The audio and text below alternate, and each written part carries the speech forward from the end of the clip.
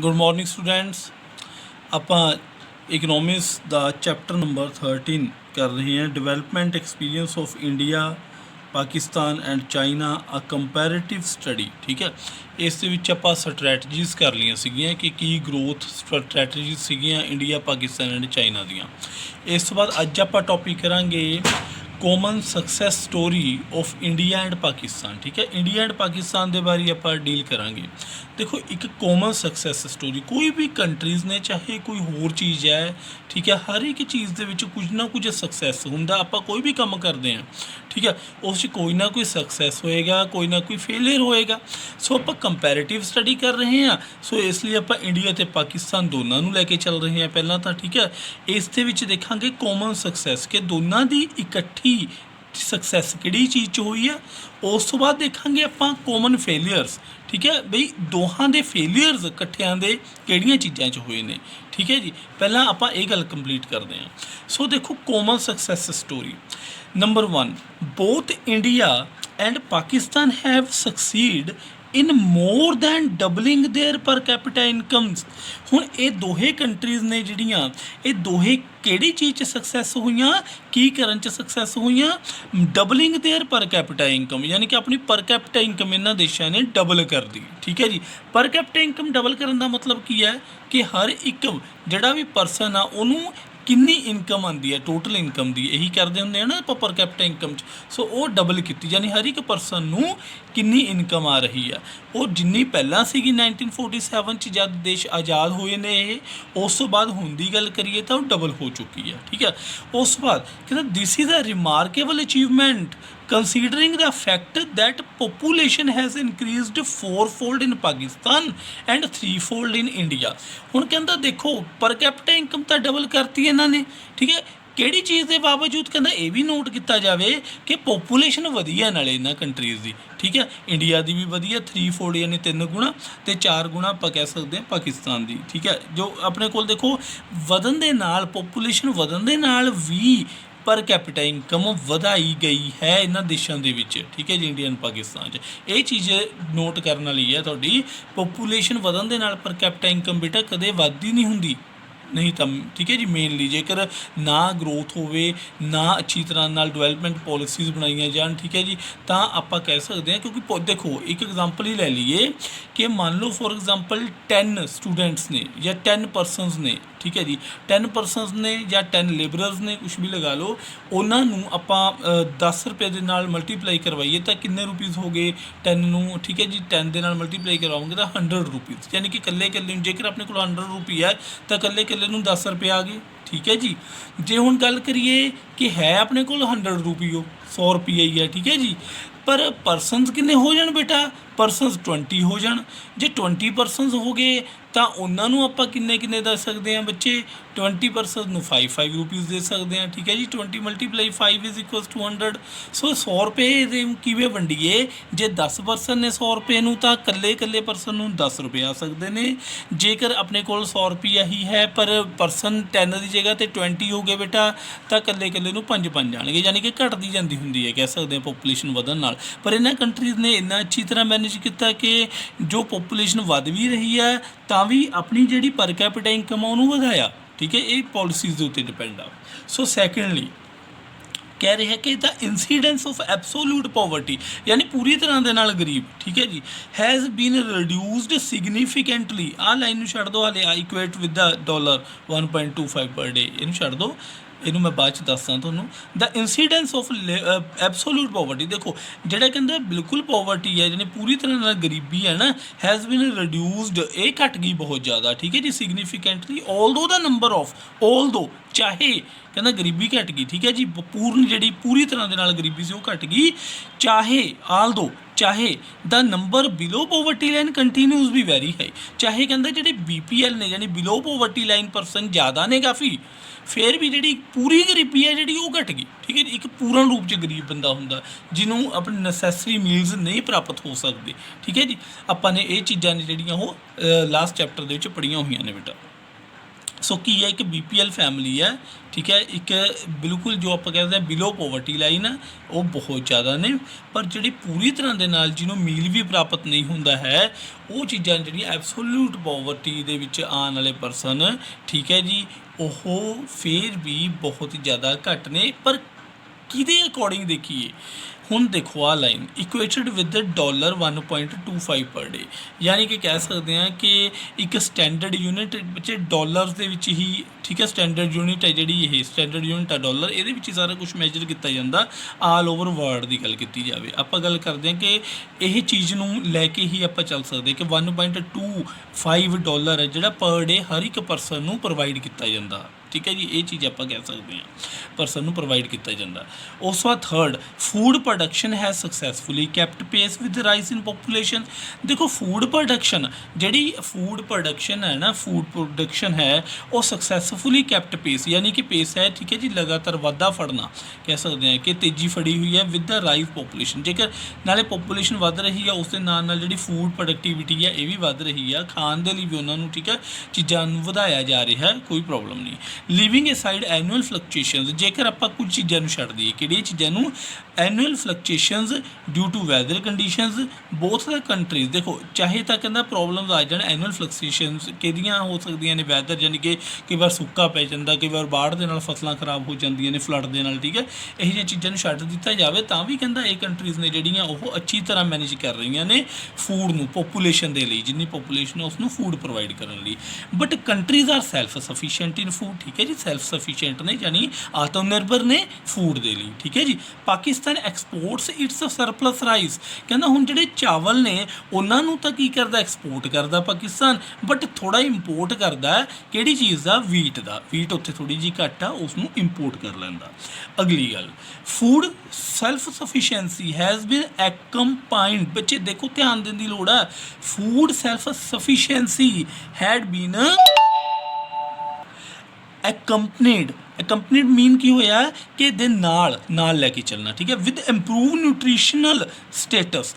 ਕਹਿੰਦਾ food sufficiency ਹੈਗੀ ਆ, ਆਪਾਂ ਨੇ ਪਹਿਲਾਂ ਵੀ ਪੜ੍ਹੀ ਹੈ ਗੱਲ ਇਹ, ਹੈ ਨਾ, ਪਿਛਲੇ ਪੁਆਇੰਟ ਦੇ ਵਿੱਚ, ਥਰਡ ਦੇ ਵਿੱਚ, ਫੂਡ ਸੈਲਫ ਸਫੀਸ਼ੀਐਂਸੀ ਹੈਗੀ ਹੈ countries the, but has been, ਇਹ ਫੂਡ ਸੈਲਫ ਸਫੀਸ਼ੀਐਂਸੀ ਨੂੰ ਕਿਹਦੇ ਨਾਲ ਲੈ ਕੇ ਚੱਲ ਰਹੇ ਨੇ, ਇੰਪਰੂਵਡ ਨਿਊਟ੍ਰੀਸ਼ਨਲ ਸਟੇਟਸ, ਯਾਨੀ ਕਿ ਇਕੱਲੇ ਪਰਸਨ ਨੂੰ ਅੱਛੀ ਨਿਊਟ੍ਰੀਸ਼ਨ ਮਿਲੇ, ਇਹੋ ਜਿਹਾ ਫੂਡ ਹੋਵੇ ਜਿਹਦੀ ਨਿਊਟ੍ਰੀਸ਼ਨਲ ਵੈਲਿਊ ਅੱਛੀ ਹੋਵੇ, ਕਿਉਂਕਿ ਜੇ ਨਿਊਟ੍ਰੀਸ਼ਨ ਅੱਛਾ, ਪੋਸ਼ਣ ਅੱਛਾ ਨਹੀਂ ਹੋਊਗਾ ਤਾਂ ਆਪਾਂ ਕੀ ਕਹਿ ਸਕਦੇ ਹਾਂ, ਉਹ ਪਰਸਨ ਜਾਂ ਬੱਚੇ ਕਿਹਦੇ ਵਿੱਚ ਆ ਜਾਣਗੇ, ਮੈਲ ਨਿਊਟ੍ਰੀਸ਼ਨ ਦੇ ਵਿੱਚ ਆ ਜਾਣਗੇ, ਠੀਕ ਹੈ ਜੀ। ਜਿਹੜੀ ਮੈਲ ਨਿਊਟ੍ਰੀਸ਼ਨ ਹੁੰਦੀ ਹੈ, ਮੈਲ ਨਿਊਟ੍ਰੀਸ਼ਨ ਜਾਂ ਮਾਲ ਨਿਊਟ੍ਰੀਸ਼ਨ ਜੋ ਵੀ ਬੋਲ ਸਕਦੇ ਆਪਾਂ, ਕੋਈ ਪ੍ਰੋਬਲਮ ਨਹੀਂ, ਸੋ ਉਹਦੇ ਵਿੱਚ ਆਪਣੇ ਕੋਲ ਫਾਲ ਕਰ ਜਾਂਦੇ ਨੇ otherwise.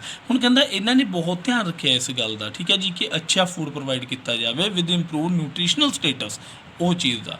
But daily caloric and protein intake per capita has risen by almost 1/3। ਹੁਣ ਦੇਖੋ ਜਿੰਨੀ ਪਹਿਲਾਂ 1947 ਆਜ਼ਾਦੀ ਤੋਂ ਪਹਿਲਾਂ ਜੋ ਮੀਲ ਦੇ ਵਿੱਚ ਉਹਨਾਂ ਨੂੰ ਕੈਲੋਰਿਕ ਵੈਲਿਊ ਜਾਂ ਪ੍ਰੋਟੀਨ ਮਿਲ ਰਿਹਾ ਸੀ ਨਾ, ਉਸ ਦਾ 1/3 ਕਹਿੰਦਾ 1/3 ਭਾਗ ਵਧਾ ਦਿੱਤਾ ਗਿਆ ਹੁਣ ਤੱਕ, ਠੀਕ ਹੈ ਜੀ, ਕੰਟਰੀਜ਼ ਦੇ ਵੱਲੋਂ ਐਫਰਟ ਕਰਕੇ।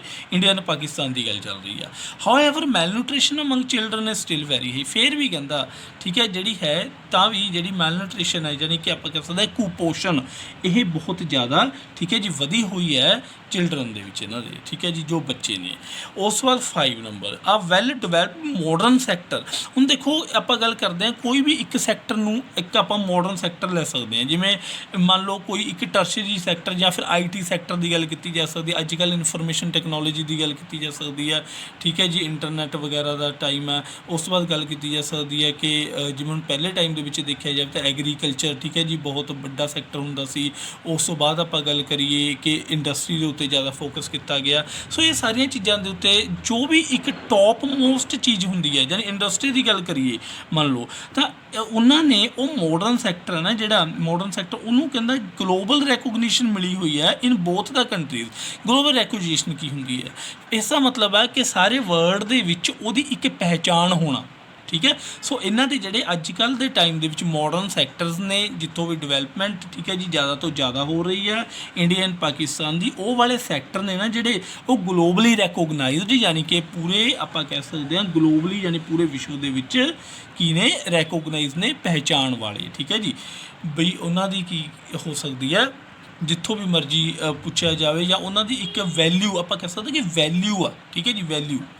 ਉਸ ਤੋਂ ਬਾਅਦ ਕਾਮਨ ਫੇਲੀਅਰਸ, ਹੁਣ ਕੁਝ ਫੇਲੀਅਰਸ ਵੀ ਹੋਣਗੇ, ਠੀਕ ਹੈ ਜੀ। ਫੇਲੀਅਰਸ ਕਿਹੜੇ ਨੇ ਜਿਹੜੇ ਇਕੱਠੇ ਨੇ ਉਹਨਾਂ ਦੇ? ਦਾ relatively, number 1, the relatively inward looking economic policies and high protection to domestic industry did not allow India and Pakistan to take timely advantage of globalization, ਠੀਕ ਹੈ ਜੀ। ਹੁਣ ਪੂਰਨ ਰੂਪ ਦੇ ਵਿੱਚ ਵਿਸ਼ਵੀਕਰਨ, ਯਾਨੀ ਕਿ ਆਪਾਂ ਪਹਿਲਾਂ ਤੋਂ ਹੀ ਆਪਣੀ ਇੰਡਸਟਰੀਜ਼ ਨੂੰ ਮੰਨ ਲਓ ਪੂਰਾ ਗਲੋਬਲਾਈਜ਼ ਕਰ ਦਿੰਦੇ, ਜਾਂ ਆਪਣੇ ਹਰ ਇੱਕ ਸੈਕਟਰ ਨੂੰ ਗਲੋਬਲਾਈਜ਼ ਕਰ ਲੈਂਦੇ, ਪਰ ਉਹ ਚੀਜ਼ ਯਾਨੀ ਕਿ ਬਾਹਰਲੇ ਲੋਕਾਂ ਨੂੰ ਆਉਣ ਦੀ ਪਰਮਿਸ਼ਨ ਦਿੱਤੀ ਜਾ ਸਕਦੀ ਸੀਗੀ, ਠੀਕ ਹੈ ਜੀ, FTIs ਵਗੈਰਾ ਦੇ ਥਰੂ। ਸੋ ਇਹ ਚੀਜ਼ਾਂ ਨਹੀਂ ਹੋਈਆਂ ਪਹਿਲਾਂ ਤੋਂ, ਠੀਕ ਹੈ ਜੀ, ਦੋਨਾਂ ਕੰਟਰੀਜ਼ ਦੇ ਵਿੱਚ, ਕਿਉਂਕਿ ਦੋਨਾਂ ਕੰਟਰੀਜ਼ ਦੀ ਸੋਚ ਕੀ ਸੀਗੀ? ਉਹ ਸੀ ਕਿ ਆਪਣੀਆਂ ਪੋਲਿਸੀਜ਼ ਬਣਾਈਆਂ ਜਾਣ, ਆਪਣੀ ਡੋਮੈਸਟਿਕ ਇੰਡਸਟਰੀ ਯਾਨੀ ਕਿ ਜਿਹੜੀ ਆਪਣੀ ਕੰਟਰੀ ਦੇ ਵਿੱਚ ਲੱਗੀ ਹੋਈ ਇੰਡਸਟਰੀ ਆ ਉਸ ਨੂੰ ਹੀ ਡਿਵੈਲਪ ਕੀਤਾ ਜਾਵੇ, ਠੀਕ ਹੈ ਜੀ। ਇਹ ਸੋਚ ਦੇ ਵਿੱਚ ਉਹਨਾਂ ਨੇ ਕੀ ਹੈ, ਗਲੋਬਲਾਈਜੇਸ਼ਨ ਤੋਂ ਪਿੱਛੇ ਹਟ ਗਏ ਜਾਂ ਪਿੱਛੇ ਰਹਿ ਗਏ। ਆਹੀ ਚੀਜ਼ ਕਹਿ ਰਹੇ ਹਨ ਦ relatively inward looking economic policies, ਯਾਨੀ ਕਿ ਠੀਕ ਹੈ ਜੀ ਅੰਦਰ ਹੀ ਆਂਤਰਿਕ ਤੌਰ 'ਤੇ ਬਣਾਈਆਂ ਜਾਣ ਵਾਲੀਆਂ economic policies and high protection, ਯਾਨੀ ਪ੍ਰੋਟੈਕਸ਼ਨ ਦੇਣਾ ਕਿਹਨੂੰ ਬੇਟਾ? To the domestic industry, domestic industry ਨੂੰ ਪ੍ਰੋਟੈਕਸ਼ਨ ਦੇਣ ਦੇ ਕਾਰਨ ਹੀ, ਠੀਕ ਹੈ ਜੀ, ਇਹ ਸੋਚ ਦੇ ਕਾਰਨ ਹੀ ਇੰਡੀਆ ਐਂਡ ਪਾਕਿਸਤਾਨ ਹੈ ਜਿਹੜਾ ਉਹ ਗਲੋਬਲਾਈਜੇਸ਼ਨ ਦੀ, ਜਦੋਂ ਕਿ ਵੱਡੀਆਂ ਕੰਟਰੀਜ਼ ਨੇ ਗਲੋਬਲਾਈਜੇਸ਼ਨ ਦਾ ਫਾਇਦਾ ਲਿੱਤਾ, ਚਾਈਨਾ ਨੇ ਲਿੱਤਾ, ਠੀਕ ਹੈ ਜੀ, ਉਸ ਤੋਂ ਬਾਅਦ ਆਪਾਂ ਕਹਿ ਸਕਦੇ ਅਮੈਰੀਕਾ ਵਗੈਰਾ ਜਾਂ ਜਿਹੜੇ ਵੀ ਵੱਡੀਆਂ ਕੰਟਰੀਜ਼ ਨੇ ਉਹਨਾਂ ਨੇ ਲਿੱਤਾ, ਪਰ ਇੰਡੀਆ ਅਤੇ ਪਾਕਿਸਤਾਨ ਉਹ ਚੀਜ਼ ਤੋਂ ਥੋੜ੍ਹਾ ਜਿਹਾ ਪਿੱਛੇ ਰਹਿ ਗਏ, ਠੀਕ ਹੈ ਜੀ, ਇਸ ਕਾਰਨ ਕਰਕੇ ਜਿਹੜਾ ਮੈਂ ਤੁਹਾਨੂੰ ਦੱਸਿਆ, ਠੀਕ ਹੈ ਜੀ। ਅਗਲੀ ਸੈਕੰਡ ਗੱਲ ਕੀ ਆ? ਕਹਿੰਦਾ ਕਿ ਦ mind set of the politicians and the bureaucrats has note shown ਆ ਪ੍ਰੋਗਰੈਸਿਵ ਚੇਂਜ। ਹੁਣ ਜਿਹੜਾ ਮਾਈਂਡ ਸੈਟ ਹੈ ਨਾ ਪੋਲੀਟੀਸ਼ੀਅਨਸ ਦਾ, ਉਹ ਕੀ ਹੈ? ਉਹ ਉਸ ਲੈਵਲ ਦਾ ਨਹੀਂ ਹੈ ਕਿ ਆਪਾਂ ਦੇਸ਼ ਨੂੰ ਬਹੁਤ ਜ਼ਿਆਦਾ, ਠੀਕ ਹੈ ਜੀ, ਬਾਹਰਲੇ ਫੋਰਮ ਦੇ ਵਿੱਚ ਯਾਨੀ ਗਲੋਬਲਾਈਜ਼ ਕਰ ਸਕਣ ਦੀ ਸੋਚ ਹੈ ਜਿਹੜੀ, ਉਹ ਨਹੀਂ ਆਪਾਂ ਕਹਿ ਸਕਦੇ। control continue to be preferred options rather than freedom of choice of the producers and consumers। ਹੁਣ ਦੇਖੋ ਕਹਿੰਦਾ ਵੀ ਕੰਜ਼ਿਊਮਰਸ ਦੀ ਸੋਚ ਨਾਲ ਜਾਂ ਪ੍ਰੋਡਿਊਸਰ ਦੀ ਸੋਚ ਦੇ ਨਾਲ ਨਹੀਂ ਚੱਲੇ, ਪੋਲੀਟੀਸ਼ੀਅਨਸ ਨੇ ਆਪਣੇ ਅਕੋਰਡਿੰਗ, ਠੀਕ ਹੈ ਜੀ, ਸਾਰਾ ਕੰਮ ਆ ਜਿਹੜਾ ਉਹ ਕੀਤਾ, ਇਸ ਲਈ ਥੋੜ੍ਹਾ ਜਿਹਾ ਜਿਹੜਾ ਹੈਗਾ ਉਹ ਲੋਸ ਦੇ ਵਿੱਚ ਰਹਿ ਗਏ, ਠੀਕ ਹੈ ਜੀ। ਬਟ ਆਪਾਂ ਸੋਚ ਸਕਦੇ ਹਾਂ ਕਿ ਜੋ ਵੀ ਉਸ ਟਾਈਮ ਦੇ ਸਰਕਮਸਟਾਂਸਿਸ ਸੀਗੇ, ਠੀਕ ਹੈ ਜੀ, ਉਸ ਦੇ ਅਕੋਰਡਿੰਗ ਕੋਈ ਵੀ ਫੈਸਲਾ ਲੈਣਾ ਪੋਲੀਟੀਸ਼ੀਅਨਸ ਦੇ ਲਈ ਵੀ ਮੁਸ਼ਕਿਲ ਹੋ ਜਾਂਦਾ ਉਸ ਸਿਚੁਏਸ਼ਨ ਦੇ ਵਿੱਚ, ਠੀਕ ਹੈ। So third one is private sector has thrived more on, ਠੀਕ ਹੈ ਜੀ। ਆਪਾਂ ਗੱਲ ਕਰਦੇ ਹਾਂ ਕਿ ਤੁਹਾਡੇ ਕੋਲ ਜਿਹੜਾ ਪ੍ਰਾਈਵੇਟ ਸੈਕਟਰ ਆ has thrived more on contacts, bribes, loans from public financial institutions. ਦੇਖੋ ਪ੍ਰਾਈਵੇਟ ਸੈਕਟਰ ਆ ਨਾ ਜਿਹੜਾ, ਉਹ ਜ਼ਿਆਦਾ ਤੋਂ ਜ਼ਿਆਦਾ ਕੀ ਚੀਜ਼ ਲੈਣਾ ਚਾਹੁੰਦਾ? ਉਹ ਲੋਨਸ ਵਗੈਰਾ, ਠੀਕ ਹੈ ਜੀ, ਜਾਂ ਬ੍ਰਾਈਬ ਦੀ ਗੱਲ ਕੀਤੀ ਜਾ ਸਕਦੀ ਹੈ। ਸੋ ਜਿਹੜੀ ਪਬਲਿਕ ਸੈਕਟਰ ਨੂੰ ਲੁੱਟਣ ਦੀ ਗੱਲ ਕੀਤੀ ਜਾ ਸਕਦੀ ਹੈ ਪ੍ਰਾਈਵੇਟ ਸੈਕਟਰ ਦੇ ਵੱਲੋਂ, ਠੀਕ ਹੈ ਜੀ। ਉਹ ਤੋਂ ਬਾਅਦ ਟੈਕਸੀਵੇਸ਼ਨ ਇਜ਼ ਅ ਨੈਸ਼ਨਲ ਹੋਬੀ। ਸੋ ਇੱਕ ਦੇਸ਼ ਦੀ ਕਹਿੰਦਾ ਇਹ ਹੋਬੀ ਉਹ ਬਣ ਚੁੱਕੀ ਆ ਕਿ ਜਿਹੜਾ ਟੈਕਸ ਆ ਉਹ, ਠੀਕ ਹੈ ਜੀ, ਲੁੱਟਿਆ ਜਾਵੇ, ਜਾਂ ਟੈਕਸ ਆ ਜਿਹੜਾ ਉਹ ਉਸ ਨੂੰ ਕਿਵੇਂ ਨਾ ਕਿਵੇਂ ਆਪਾਂ ਨਾ ਦਈਏ ਗਵਰਨਮੈਂਟ ਨੂੰ, ਯਾਨੀ ਠੀਕ ਹੈ ਜੀ। ਇਹਦੇ ਕਰਕੇ ਵੀ ਕਹਿੰਦਾ ਫੇਲ ਹੁੰਦਾ ਜਿਹੜਾ ਗਰੋਥ ਤੁਹਾਡਾ ਹੈ, ਠੀਕ ਹੈ ਜੀ, ਕਿਸੇ ਵੀ ਕੰਟਰੀ ਦੀ ਗਰੋਥ ਹੈ ਜਿਹੜੀ ਉਹ ਅਫੈਕਟ ਹੁੰਦੀ ਹੈ ਬੇਟਾ, ਠੀਕ ਹੈ। ਜਿਹੜਾ ਟੈਕਸ ਨਹੀਂ ਪੇ ਕਰਨਾ, ਕਿਉਂਕਿ ਟੈਕਸ ਵਗੈਰਾ ਤੋਂ ਹੀ ਮੇਨ ਜੋ ਹੈ ਇਨਕਮ ਵਗੈਰਾ ਆਉਂਦੀ ਆ ਗਵਰਨਮੈਂਟ ਨੂੰ। ਉਸ ਤੋਂ ਬਾਅਦ ਫਿਸਕਲ ਮੈਨੇਜਮੈਂਟ ਇਜ਼ ਆ ਗਰੋਸਲੀ ਡਿਸਅਪੋਇੰਟਿੰਗ। ਜਿਹੜੀਆਂ ਪੋਲਿਸੀਜ਼ ਨੇ, ਠੀਕ ਹੈ ਜੀ, ਫਿਸਕਲ ਮੈਨੇਜਮੈਂਟ ਯਾਨੀ ਕਿ ਪੋਲਿਸੀਜ਼ ਬਣਾਉਂਦੇ ਨੇ, ਠੀਕ ਹੈ ਜੀ, ਕਿਸੇ ਵੀ ਤਰੀਕੇ ਦੀ ਨੀਤੀ ਬਣਾਈ ਗਈ ਆ, ਉਹ ਸਾਰੀਆਂ ਜਿਹੜੀਆਂ ਬਹੁਤ ਜ਼ਿਆਦਾ ਕਹਿੰਦਾ ਡਿਸਅਪੋਇੰਟ ਕਰਨ ਵਾਲੀਆਂ ਨੇ। Higher fiscal deficit averaging 7 to 8% of GDP has persisted for fairly long periods of time। ਕਹਿੰਦਾ ਕਾਫੀ ਲੰਬੇ ਸਮੇਂ ਤੱਕ ਜਿਹੜੀ GDP ਗਰੋਥ ਹੈ ਨਾ, ਫਿਸਕਲ ਡੈਫੀਸਿਟ ਯਾਨੀ ਕਿ ਘਾਟਾ ਜਿਹੜਾ ਹੈਗਾ ਆਪਾਂ ਕਹਿ ਸਕਦੇ 7 ਤੋਂ 8% ਰਹਿ ਰਿਹਾ ਲਗਾਤਾਰ GDP ਦਾ, ਠੀਕ ਹੈ ਜੀ। ਉਹ ਵੀ ਕਾਫੀ ਇਫੈਕਟ ਕਰਦਾ ਆਪਣੀ ਇਕੋਨਮੀ ਨੂੰ।